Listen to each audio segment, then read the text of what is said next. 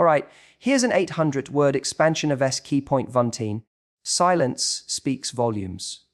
Written in the style of Matthew Hussey giving a speech, conversational, flowing, and engaging. Patu, one of the most fascinating things about human connection is that sometimes the loudest message doesn't come through words.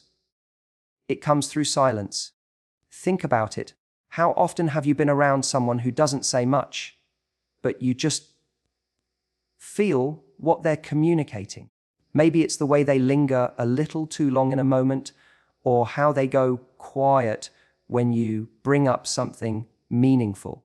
Silence is rarely just empty space. It's loaded with emotion, intention, and often with feelings they can't or won't say out loud. When a guy goes silent, our instinct is to fill in the blanks. We start asking ourselves, what does this mean? Is he not interested? Did I do something wrong? Has he checked out? But what if that silence isn't rejection? What if that silence is actually a quiet confession? What if it's his way of saying, I miss you, without having the courage, or maybe the words, to actually say it? See, here's the truth: men aren't always the best at translating feelings into words. That's not to say they're incapable, but sometimes their emotions are so intense, so overwhelming, that words feel like they cheapen it. So instead of saying, I miss you, he withdraws. He gets quieter. He lets the silence do the speaking for him. And it's in those moments that you have to read between the lines. Imagine you've been distant from someone for a while. Maybe there's been space in the relationship. Maybe life just pulled you apart. Then suddenly, he's not filling the space with chatter, excuses, or distractions. Instead, he goes quiet. That silence is not absence, it's presence. It's him wrestling with the reality that he feels something. He's not saying it, but he's living in it. And you know what? That can be more powerful than words. Because think about it. Words can be reckless. Words can be thrown around without thought. People say, I miss you, all the time when they're bored, lonely, or craving attention. But silence is intentional. Silence takes effort. It's sitting with the feeling instead of masking it. And that's why it can be the truest indicator that he's feeling your absence. Have you ever had that experience where someone didn't text you back for days, and then suddenly, when you finally see them again, there's this charged energy in the room? That's silent speaking. It's him saying, these days without you weren't just days. They were reminders of what it feels like not to have you around. And let's be honest, silence makes us uncomfortable. We crave certainty, and silence feels like the opposite of that. But sometimes the discomfort is where the truth lies. Silence forces you to confront what's really going on beneath the surface. If he didn't miss you, he wouldn't think twice. He'd carry on with life, filling the space with noise and distraction. But when he's silent, when he's pausing, it means you're on his mind.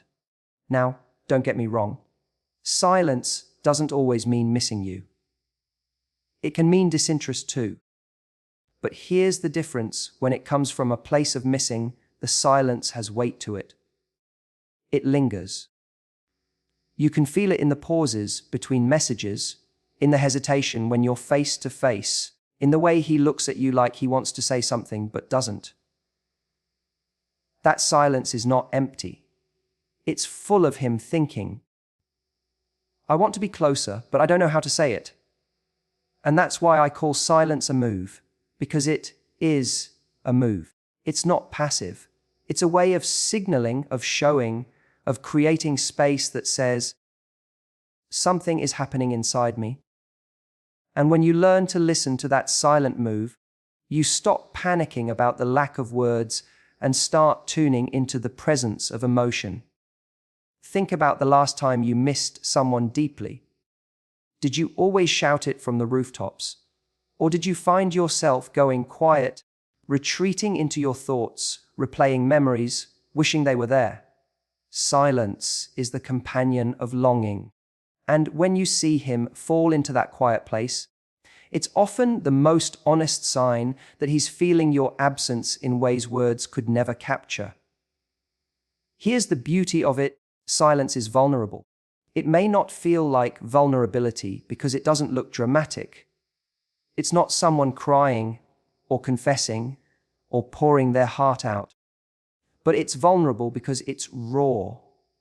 It's the absence of pretense, the moment when someone lets their guard down, even if just by accident, and you can sense that they're feeling something they can't disguise. So, the next time he goes quiet, don't rush to fill the silence. Don't immediately assume the worst. Pause. Let the silence breathe, because in that pause, he might be saying the very thing you've been wanting to hear. That he misses you, that your absence is felt, that you matter more than he can put into words. And when you can recognize that silence as presence, not absence, you'll stop being afraid of it and start appreciating it for what it really is: the unspoken language of missing someone. 2. Do you want me to expand the other 5 key points in the same style so you have a full flowing speech? Or should I keep building one by one? Here's an 800-word expansion of F key point 2, the pull of absence. F, written in the same seamless, conversational style as if Matthew Hussey is delivering it live on stage. 2. There's something fascinating about the way absence works on us. You don't always notice what someone means to you when they're right in front of you, when they're a constant presence in your daily life. It's like having your favorite song playing on repeat. You love it, but after a while it becomes background noise. You stop noticing how good it really is until one day it's gone. The silence that replaces it reminds you just how much it mattered. That's what happens when someone misses you. It's not always obvious when you're together.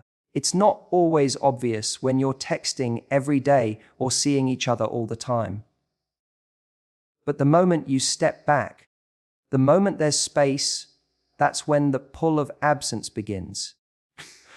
It's when the routine breaks that people start to feel the weight of your presence no longer being there. Have you ever had someone who maybe didn't seem that affected when you were around, but then when you pulled away, suddenly they felt it? That's not an accident. That's absence doing its work. Because absence is like a magnifying glass. It makes what's important stand out. It forces someone to notice the value of what they've been overlooking. Here's the irony: when you're constantly available, when you're always there, people can start to take that for granted. They don't mean to. It's human nature. We normalize what we see every day. But when you step back even just a little, they feel that shift. Suddenly, the calls aren't happening as often, the messages aren't lighting up their phone, the laughter they were used to hearing isn't echoing through their week. And that gap is where they realize, wait a second, I miss this, I miss them. And this is important. It's not just that they miss the interaction, it's that they miss you. Absence pulls on the thread of memory. It makes them replay the conversations, the moments, the little quirks you brought into their life. Absence takes those things that seemed small in the moment and turns them into these sharp reminders of your importance. Think about someone you've missed before. It's rarely the big, dramatic moments you remember. It's the small things, the way they said your name, the way they made you laugh, the way they looked at you when they thought you weren't watching. When they're gone, those details suddenly feel huge. That's what absence does. It gives weight to the things we overlooked when they were right in front of us. And this is why the pull of absence is so powerful. It has a way of cutting through distractions. You know, life is noisy, People of work, friends, social media, 1,000 things competing for their attention. But when you're not there, when your presence is missing, it creates this quiet space in their life. And in that quiet space, they start to feel, they start to realize, and more often than not, they start to miss you. Now, here's where it gets tricky. When you hear someone misses you, your instinct might be to rush back in, to fill that space immediately. But don't. That absence, that gap, is doing important work. It's showing them what life is like without you. And that lesson is often far more powerful than anything you could say directly. Sometimes silence and absence combined say more than 100, "I miss you," texts ever could. Have you noticed how sometimes when you step back, that's when someone suddenly makes a move? They send that message, they check in, they try to create a reason to see you. That's not random. That's the pull of absence in action. It's them realizing that the ease, the comfort, the warmth they felt with you isn't easily replaced. And so they're drawn back, not because you begged them to, not because you pushed, but because the space made them realize what they truly value. And here's the beautiful part. Absence not only makes them realize something, it makes you realize something too. It clarifies. It shows you how much of your value you were giving away without noticing. It reminds you that your presence is not just something to hand out endlessly. It's a gift, and when it's taken away, it's felt. So, when he feels that pull of absence, when you're not there, and he starts to notice, that's when he's really telling you without words, "I miss you." Because if your presence didn't matter, your absence wouldn't either. That's the paradox of connection. Sometimes the deepest proof that you matter doesn't come when you're standing next to him. It comes when you're not. Would you like me to move on to key point 3 next in the same flowing speech style? So we keep building this into a complete talk. Here's an 800-word expansion of key point 3, actions over words, F, written in the same flowing, conversational speech style. 2. One of the mistakes we make in relationships is believing that words are the most important measure of someone's feelings. We think, if he misses me, he'll say it. If he cares, he'll tell me. If he wants me, I'll hear it. But the truth is, words are the easiest thing to fake and the easiest thing to throw around without substance. What really matters, what really tells you everything you need to know, is not the words, but the actions. When someone misses you, you might not get a perfectly scripted text saying, "Hey, I've been thinking about you every day, and I can't stop replaying our last conversation." It probably won't come out like that, but you might notice he suddenly checks in with a random message, something small that seems casual on the surface, but underneath it, what he's really doing is saying, "I can't stop thinking about you, and this is my excuse to reach out." That's what missing someone looks like in practice. It's not just a grand declaration, it's in the little moves. The quick glance at your stories online, the like on a post that has no reason to be liked except for the fact that it's you, the sudden appearance in a conversation you didn't expect him to join. Those things may seem trivial, but when you look closer, they're not random. They're the breadcrumbs of someone trying to stay connected without actually saying the words out loud. And here's where it gets even more interesting. When someone misses you, their actions are rarely direct. Why? Because vulnerability is scary. Saying, "I miss you," puts them on the line. It risks rejection. It risks looking needy. It risks giving away power. But actions give them cover. Actions allow them to express without exposing. So, when he shows up at that place he knows you'll be, or when he suddenly remembers something about you that he just had to share, That's his way of letting you know you're on his mind while still protecting himself. Now, you might be thinking, well, if he misses me, why doesn't he just say it? And I get that. But sometimes, the stronger the feeling, the harder it is to put into words, especially for men who have been conditioned to believe that expressing too much emotion is weakness. So what they do instead is let their behavior slip. They can't help it. Their actions betray the truth their words are too scared to admit. You've probably seen this before. He doesn't call you, but suddenly he's around. He doesn't confess he's been thinking about you, but he asks these little questions that prove he's been paying attention. He doesn't write you a love letter, but he remembers the smallest detail you thought he forgot. That's what it looks like when someone misses you. It leaks out through their actions. And honestly, actions are more reliable than words. Words can be used to manipulate, to keep you hanging on, to string you along. But actions are harder to disguise. You can't fake consistency. You can't fake the instinct to reach out when you're missing someone. You can't fake the subtle ways you try to stay connected even when you're apart. That's real. Have you ever noticed how someone who doesn't miss you at all acts? They're absent. They don't check in. They don't show curiosity. They don't create any reason to be near you. Silence from them feels like emptiness. But when someone misses you, silence feels different. It's filled with these small signals, these little nudges, these actions that say, I'm still here, I'm still thinking of you. And this is why it's so important not to get hung up on whether or not he said the words. Because if you're only looking for words, you might miss the truth. You might ignore the way he shows up in moments that matter. You might dismiss the effort he makes because it doesn't come packaged in a neat verbal confession. The real question is not, did he say it, but eyes. He's showing it. Does his behavior align with someone who feels your absence? Is he creating opportunities to be near you, to talk to you, to remind you that he's still connected?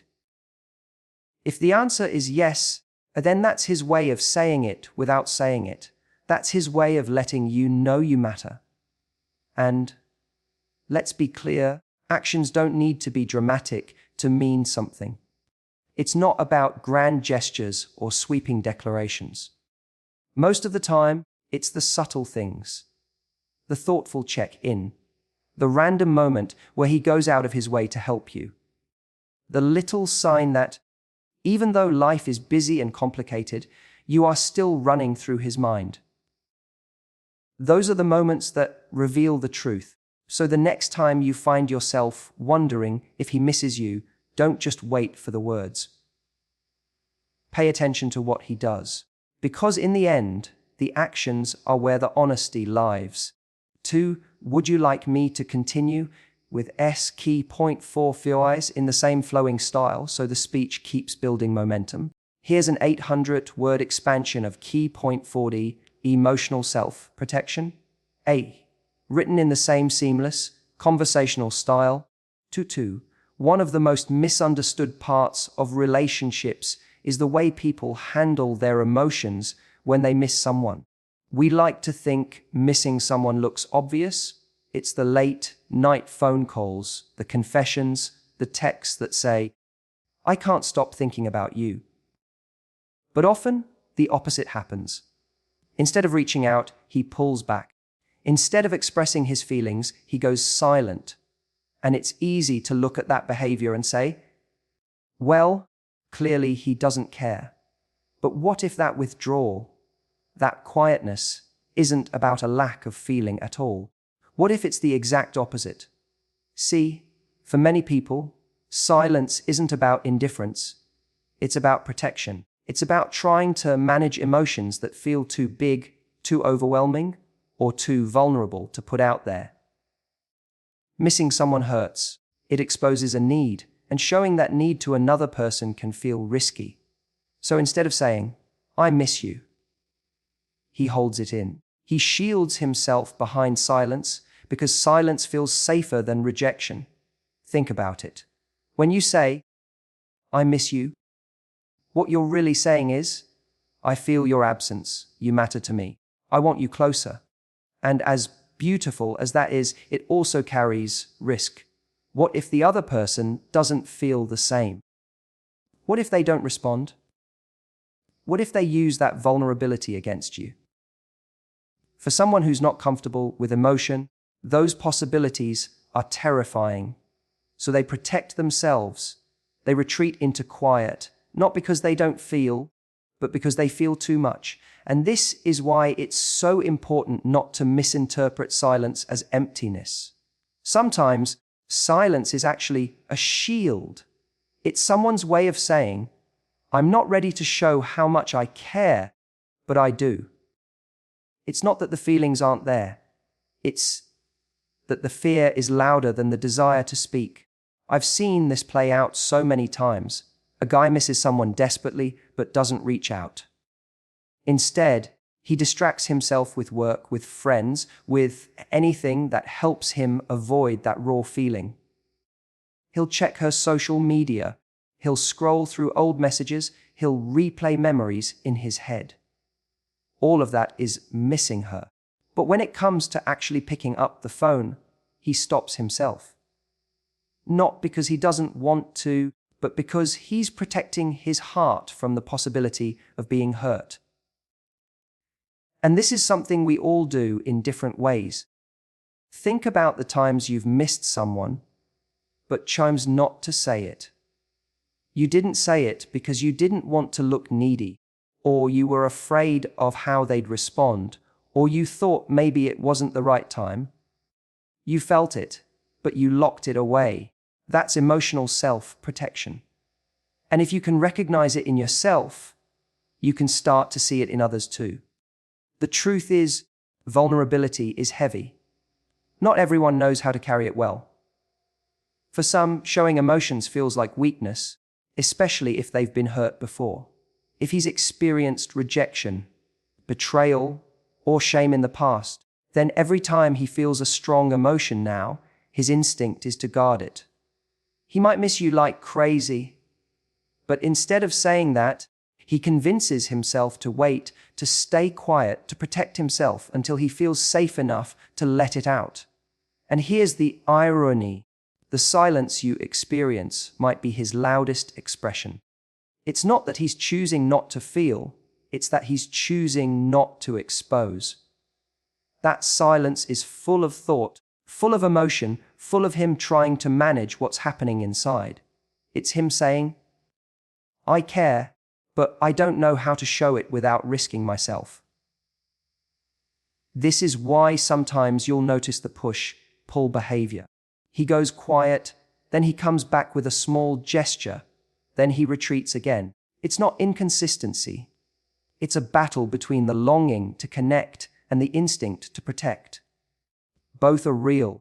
Both are happening at the same time. So when you see that silence, don't always rush to judgment. Don't always assume it means disinterest. It might mean he's in that place of protecting himself, of wrestling with feelings that are too vulnerable to show. And yes, it can be frustrating. Yes, you might wish he'd just say it out loud. But if you can understand that silence as self-protection, you'll realize it's not that he doesn't miss you. It's that he misses you so much it scares him. And that's an important shift in perspective, because it reminds you that missing someone isn't always straightforward. It's not always going to look the way you expect. Sometimes it hides. Sometimes it disguises itself as distance. But if you look closely, if you pay attention, you'll see the truth behind it. The quiet can be a fortress, but behind that fortress is someone who's feeling deeply, someone who hasn't yet figured out how to let the guard down. And when you can recognize that, you stop mistaking silence for indifference. You start to see it for what it really is, a heart protecting itself while still carrying the weight of missing you. Would you like me to move forward with West Key point 55 in the same flowing style so that the full speech takes shape piece by piece? Here's an 800-word expansion of Key point 55, the universal language of missing. Crafted in the same smooth spoken style. One of the things I find most beautiful about human connection is how universal certain feelings are. You can change the culture, you can change the language, you can change the setting, but when someone misses another person, the signs are remarkably similar everywhere. Missing someone is like a universal language. It doesn't need translation because it shows up in the way people act, in the way they pause, in the way they go quiet when that person's name comes up. Think about it. You can be walking through a busy street in any part of the world, and if you look closely, you'll see it. The person sitting in a cafe staring out the window, lost in thought.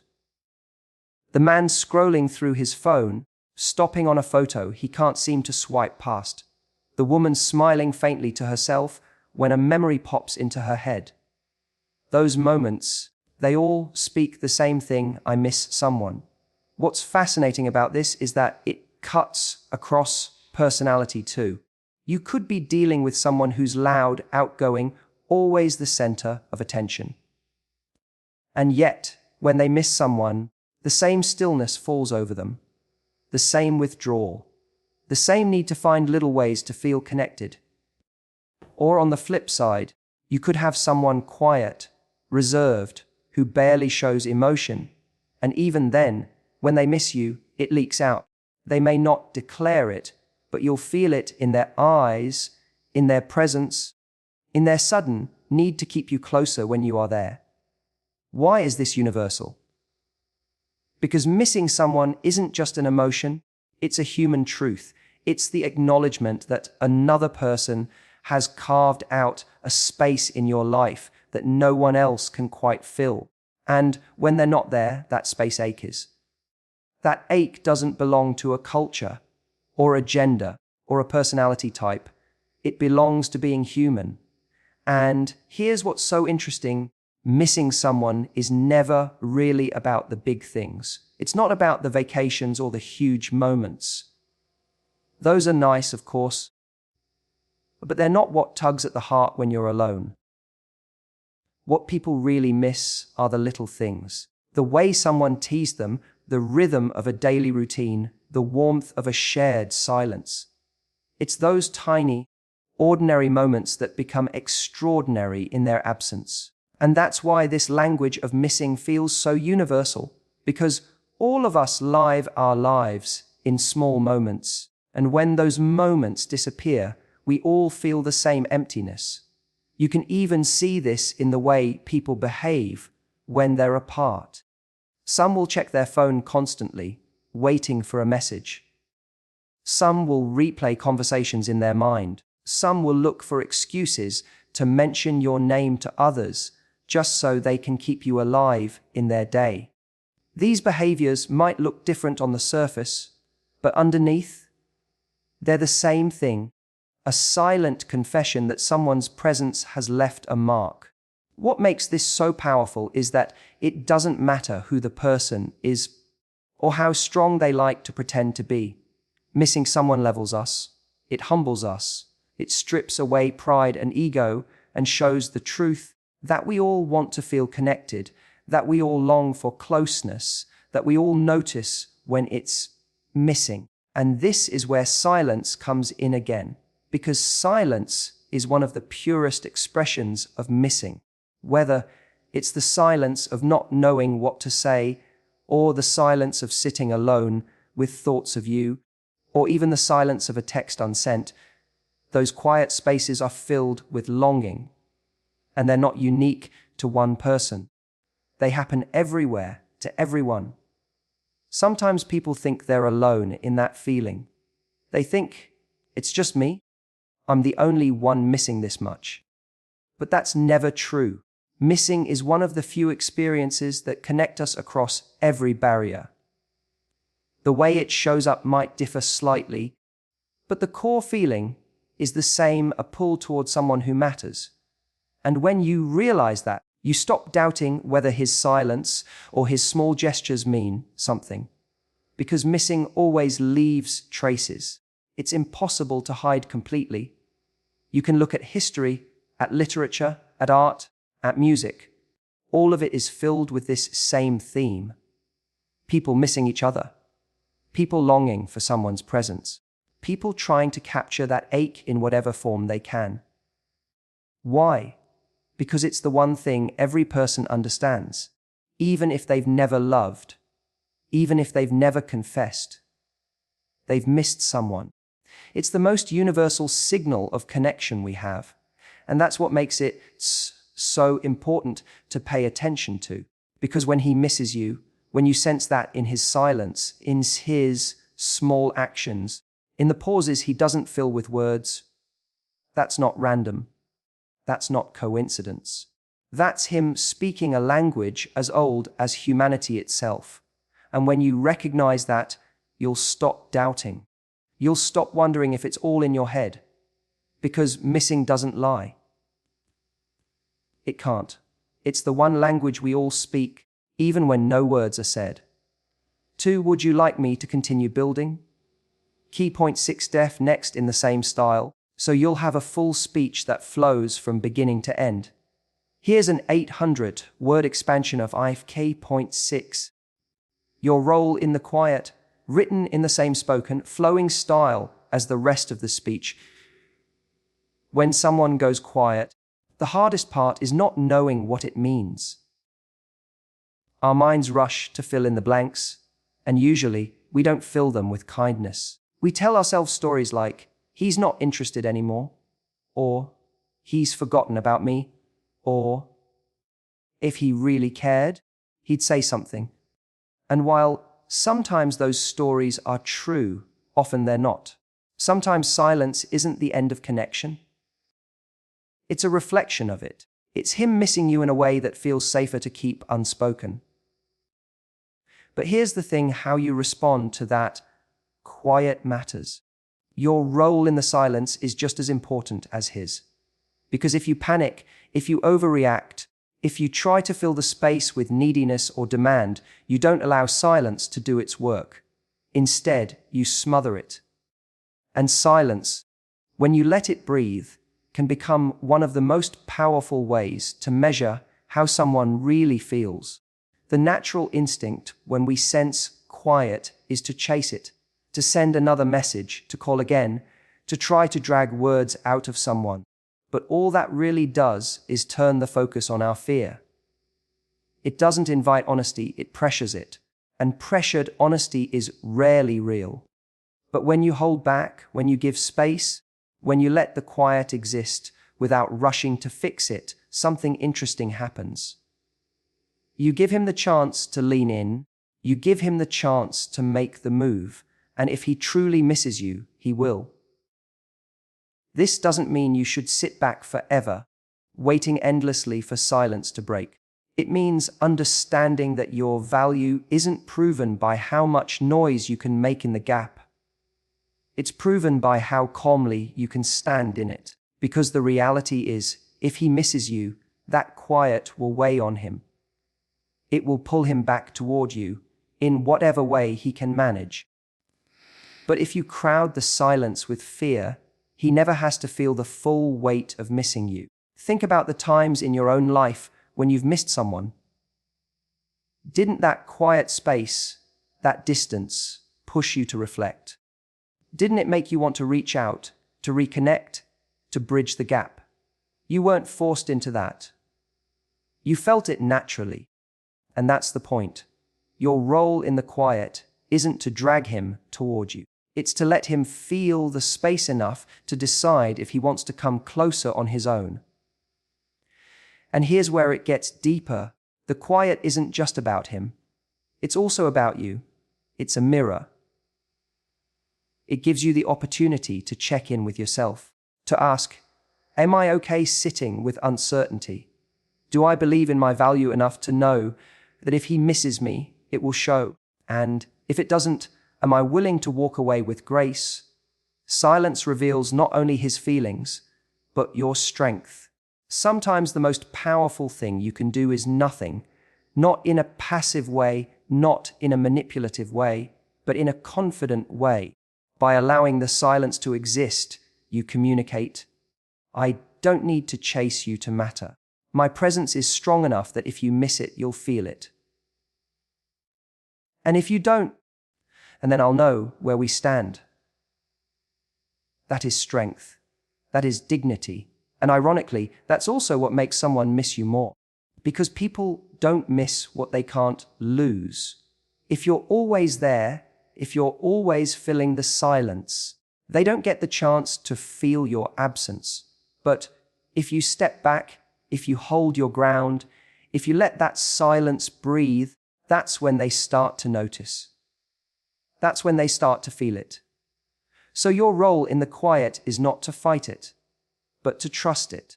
Trust that if he misses you, it will reveal itself. Trust that your worth doesn't depend on chasing words out of someone. Trust that silence can be your ally, not your enemy, because silence isn't just about what he's feeling. It's about what you're willing to accept. If he misses you, it will show, even if not in words. If he doesn't, that will show too. Either way, the quiet gives you the truth. And the truth is always more valuable than forcing noise just to soothe your uncertainty. When you can stand in that quiet with confidence, you'll no longer be afraid of it. You'll see it for what it really is, the space where honesty lives, where feelings reveal themselves, and where the presence or absence of missing becomes undeniable. And when you master that, you'll never confuse silence again. You'll know when it's distance and when it's longing.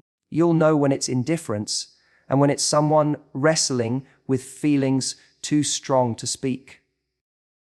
And most importantly, you'll know that your role was never to fill the silence. It was to honor it and to let it show you the truth. Would you like me to now stitch all 6 expanded points into one complete speech so it flows seamlessly from beginning to end?